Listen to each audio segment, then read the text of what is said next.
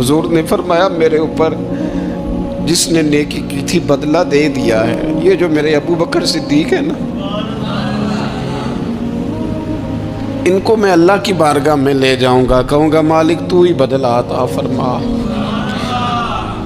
ایک ہاتھ میں جناب صدیق کا ہاتھ پکڑا، ایک میں حضرت عمر کا ہاتھ پکڑا، اور حضور مسجد نبوی سے باہر آ رہے ہیں.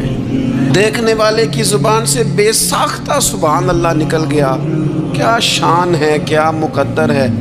تو حضور علیہ السلام رک گئے اور روک کے فرمایا تو حیران ہو رہا ہے نا، تو حیران ہو رہا ہے نا کہ میں نے ایک ہاتھ میں ابو بکر کو پکڑا ہے، ایک میں عمر کو پکڑا ہے. فرمایا قیامت میں جب میری قبر کھلے گی تو میں اسی طرح قبر سے نکلوں گا، اس طرح میدان محشر میں میں آؤں گا.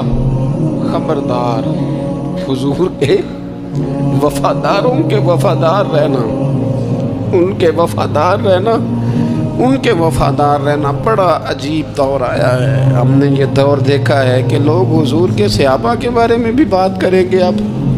اب نبی پاک کی اولاد پاک کے بارے کو بھی ڈسکس کیا جائے گا.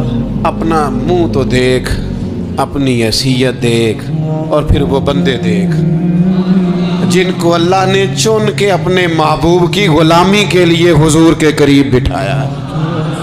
تو بچنا ہے ایسے لوگوں سے، پرہیز کرنا. خبردار عقیدہ ستھرا رکھنا، عقیدہ ستھرا رکھنا، صاف رہنا، پاکیزہ رہنا، غافلوں کی صحبت سے